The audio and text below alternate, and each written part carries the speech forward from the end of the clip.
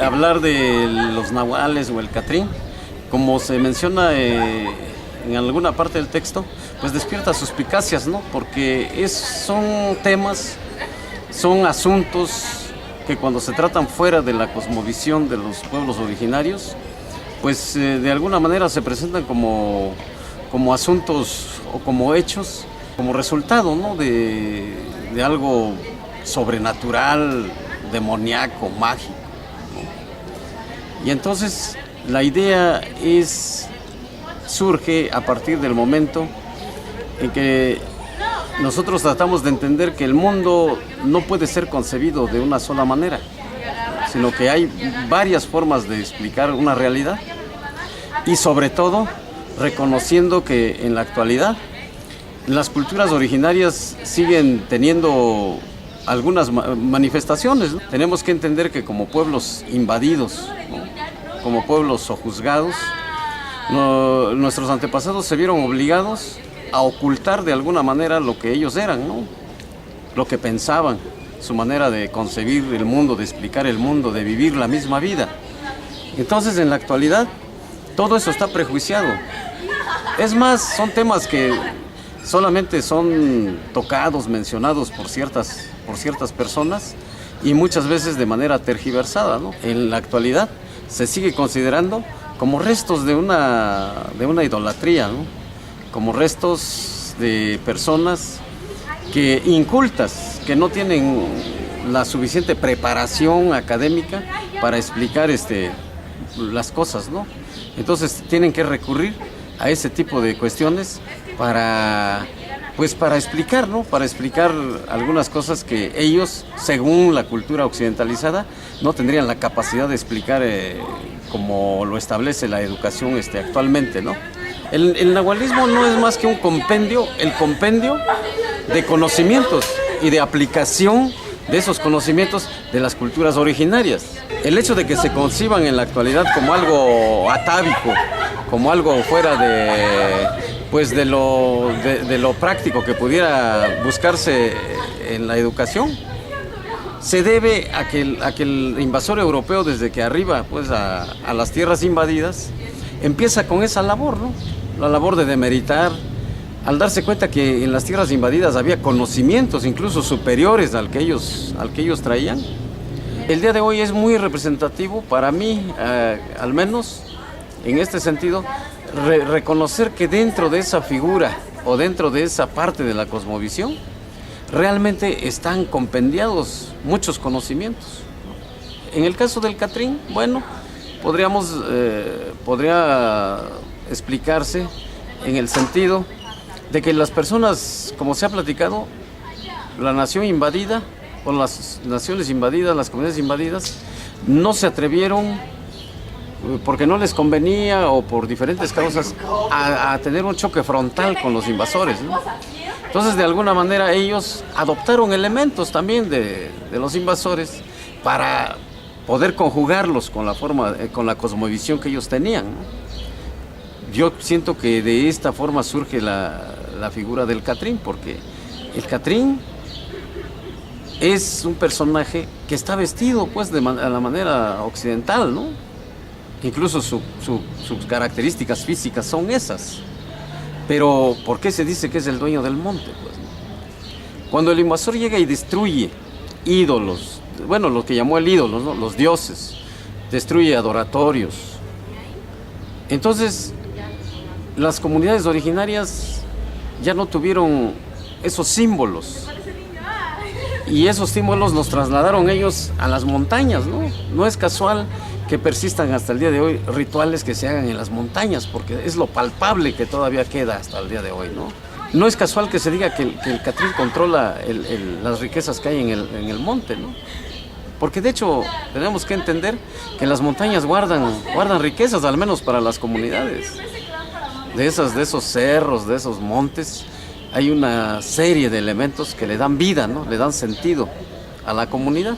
Los pueblos invadidos se dieron cuenta que un choque frontal los destruiría, los acabaría físicamente, tal vez, ¿no?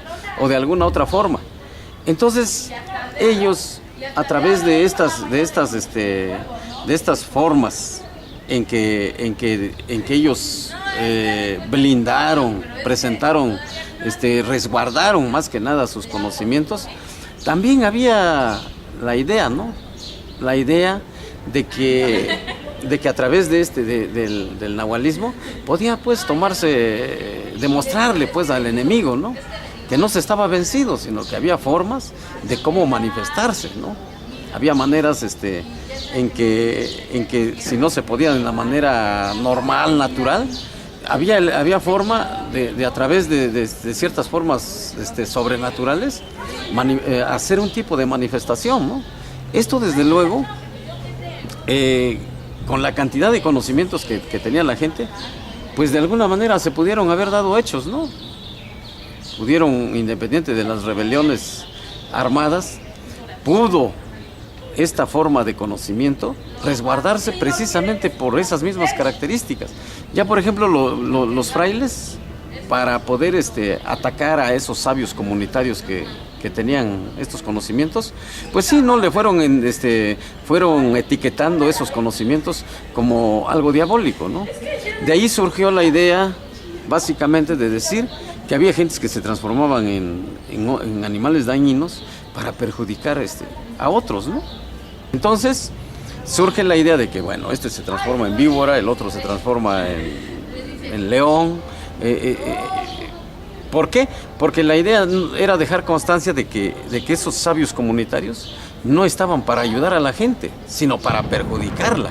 O sea, esos sabios comunitarios no estaban para curar, para decir cuándo iban a sembrar, a cosechar, sino que esas personas no eran sabios, eran entes diabólicos y que solamente estaban para perjudicar, ¿no?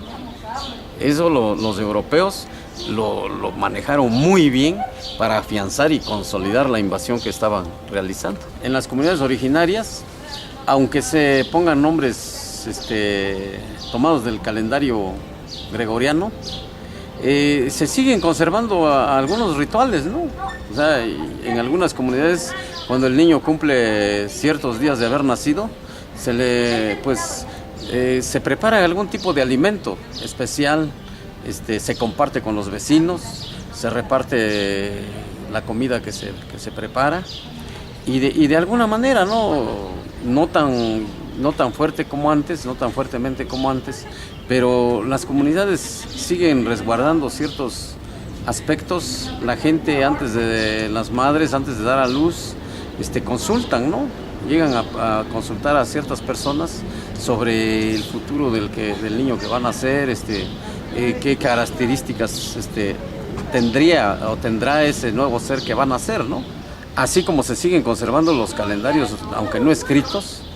Cuando la gente hace sus rituales, hay gente que sigue haciendo rituales antes de sembrar, al cosechar, pues de alguna manera no hay un calendario escrito, pero hay una idea, hay una ritualidad que está en la mente, pues, ¿no? Está en la reproducción que se ha heredado a través de las generaciones. En el caso de la tona es algo más, así como está etiquetado en la actualidad, pues es algo más espiritual, ¿no?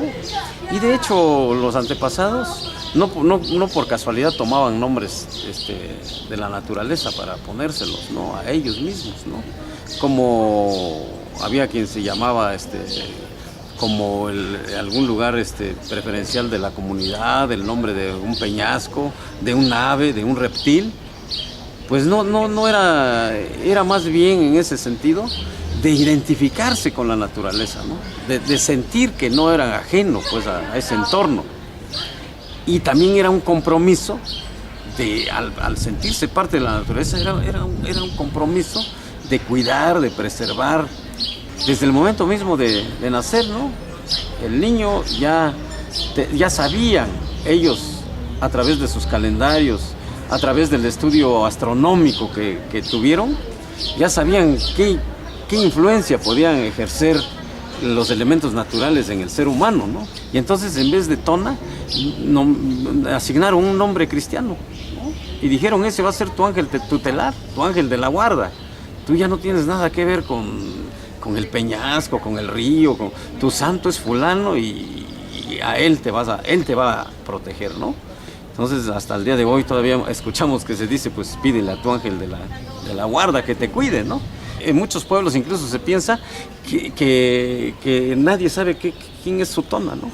O sea, solamente se llega a saber cuando de repente sucede algo, matan a algún animal, muere algún animal y muere también la persona. Entonces se llega a saber y dice, fulano de tal era tal, ¿no? Su otro yo era tal animal, pero hasta que suceden esas cosas. Para los zapotecos decían, no, los chinantecos son muy malos, cuídense de ellos, o sea, porque se pueden transformar, de hecho han dañado, sacan el corazón.